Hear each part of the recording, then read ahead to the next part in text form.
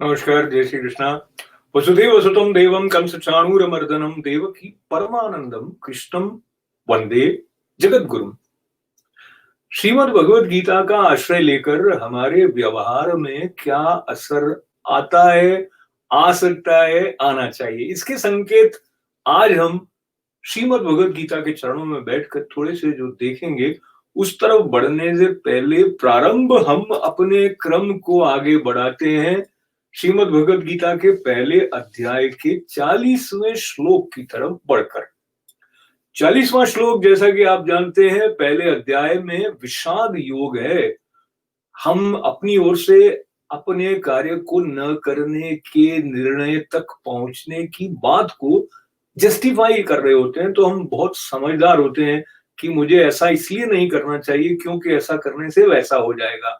तो एक शेर याद आ जाता है कि इरादे बनाता हूं, बनाकर छोड़ देता हूं, कहीं ऐसा ना हो जाए, कहीं वैसा ना हो जाए। तो ऐसे वैसे की बात अर्जुन जी की तरफ से जो श्री कृष्ण भगवान को पहुंच रही है। 40वें श्लोक की तरफ बढ़े। कुलक्षये प्रणश्यन्ति कुल धर्मा सनातनाः धर्मे नष्टे कुलम कृष्णम अधर्मो भी भवत्युत। तो इसका अर्थ है कि कुल के नाश से सनातन कुल धर्म नष्ट हो जाते हैं। धर्म के नाश हो जाने से संपूर्ण कुल में पाप ही बहुत फैल जाता है। अधर्मा भी भवात कृष्ण प्रदुष्यन्ति कुल स्त्रिय स्त्रुषु दुष्टासु वार्ष्णेय जायते वर्ण संकर। तो अर्जुन श्री कृष्ण को बता रहे हैं कि मेरा युद्ध में भाग न लेना क्यों उचित है, या मैं क्यों नहीं लेना चाह रहा हूं। तो कहते हैं, हे कृष्ण, पाप के अधिक बढ़ जाने से कुल की स्त्रियां अत्यंत दूषित हो जाती हैं, और हे वार्ष्णेय, स्त्रियों के दूषित हो जाने पर वर्ण संकर उत्पन्न होता है। यानी उनको पूरा भान है कि शुद्धि का क्या महत्व है और क्यों युद्ध करना उन्हें श्रेयस्कर नहीं लग रहा है। ये जहां गुरु शिष्य का संवाद है, वहीं मित्र मित्र का संवाद है। तो गुरुजन संस्कृत भाषा का अवलंबन लेते हुए मित्र के बारे में जो बात बताते हैं, उसको भी थोड़ा सा देखें। और मुझे ये कहने में आनंद आता है कि जो कुछ मैं आपके साथ बांट रहा हूं, उसमें मेरा अंश मात्र अगर है, वो आपको अच्छा शायद लगे न लगे, पर इसमें मुख्य बात शास्त्र की है और मुख्य बात गुरु मुख से निकली हुई वाणी का आधार लेकर है। तो संस्कृत में मित्रों की परिभाषा, या मित्रों के बीच में 6 प्रकार के गुण होते हैं, ऐसा बताया। आप अपने दोस्तों में इसकी जांच करके देखिएगा। तो पहली 2 बातें बताई, ददाती प्रति ददाती, यानी कि वो फ्रीली देता है और फ्रीली ले भी लेता है। तो लेन देन प्रेम से होता है। खींचातानी भी है तो उसमें आत्म स्वीकृति है। दूसरे, गुह्यम आख्याति पृच्छति, यानी कोई बात ऐसी है जिसको लेकर दोस्त का मुंह लटका हुआ है, तो दोस्त जो है उसका ये अधिकार है कि वो उसको पूछेगा, और उसका ये भी अधिकार है कि वो बताएगा। तो बताना और सुनना जहां है, वो मैत्री का एक आधार है, क्योंकि इस प्रकार से आगे बढ़ने का मार्ग स्पष्ट होता जाता है। और एक रोचक बात है, भुक्ते भोजयते चैव, यानी वो मांगकर खा भी लेगा और खिला भी देगा। तो ये जो 6 बातें मित्रों की है, उनको लेते हुए आज जब हम बात कर रहे हैं ट्रांसफॉर्मेशन की, बिहेवियर में ट्रांसफॉर्मेशन की, उसके बारे में श्रीमद् भगवद गीता में जो बहुत सारे संकेत है, उसमें से सिर्फ एक श्लोक की तरफ आज हम बढ़ेंगे। और उस श्लोक की तरफ जाने से पहले दृष्टि की बात थोड़ी और कर ली जाए। जैसे कि स्वामी श्री ईश्वरानंद गिरी जी महाराज से ये श्रवण करने का अवसर हुआ, जो 2 मित्रों की बात बता रहे थे, एक डॉक्टर थे और एक पेंटर थे। तो जो पेंटर हैं, उन्होंने एक बहुत अच्छी पेंटिंग बनाई। और ऐसा होता है ना कि मित्रों की बात हुई तो उनका मन हुआ कि अपने इस दोस्त को भी अपनी गैलरी में बुलाएं। तो डॉक्टर साहब आए, और डॉक्टर साहब ने आकर देखा कि ये तो बहुत ही बढ़िया फोटो बनाया है, और कई लोग क्रिटिक्स उसकी तारीफ कर रहे हैं। उसमें क्या था कि एक किसान है, इसका किसान आंदोलन से कुछ लेना देना नहीं है। ये किसान की चित्र की बात है और वो किसान है, उसकी पसलियां उसमें दिख रही हैं और मेहनत कर रहा है, तो वो थोड़ा झुका हुआ है तो उसका पसीना, उसकी बूंदें, वो सारा चित्रण चित्रकार ने बड़ी खूबी से किया था।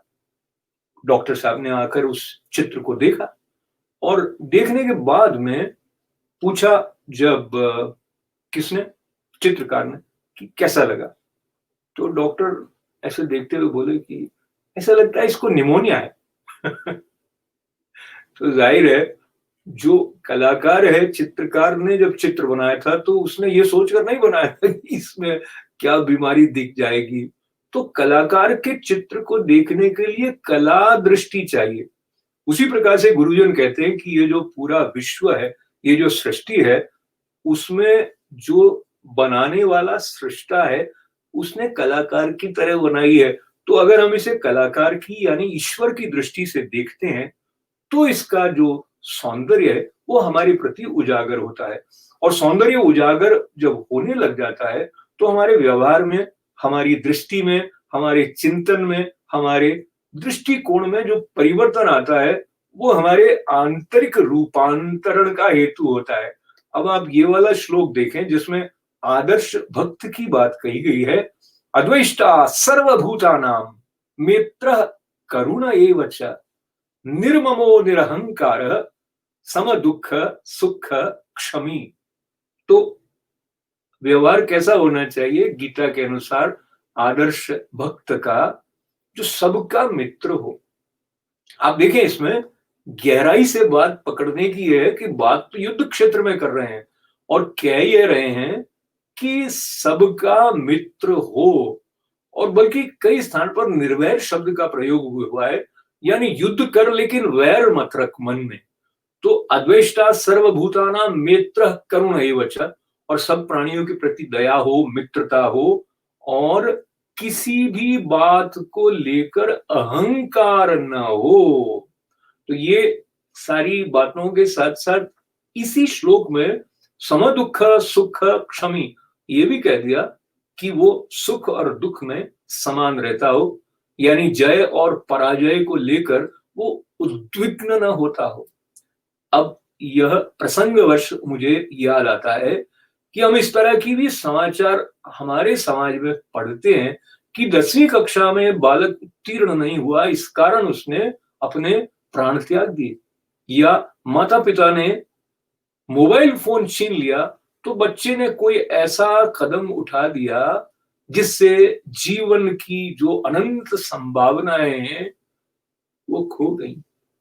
तो ये अर्जुन विषाद योग से आगे हम धीरे धीरे बढ़ेंगे, पर आज फिर एक बार श्रीमद् भगवद गीता का आश्रय हमें उज्जीवित करने के साथ साथ हमारी दृष्टि को परिमार्जित करके, रिफाइन करके हमें ऐसा बनाता है कि हमारे भीतर जो सर्वश्रेष्ठ है उस तक पहुंचने की जो हमारी संभावना है, जो हमारी यात्रा है, वो और अधिक तीव्र गति से बढ़ने लगती है।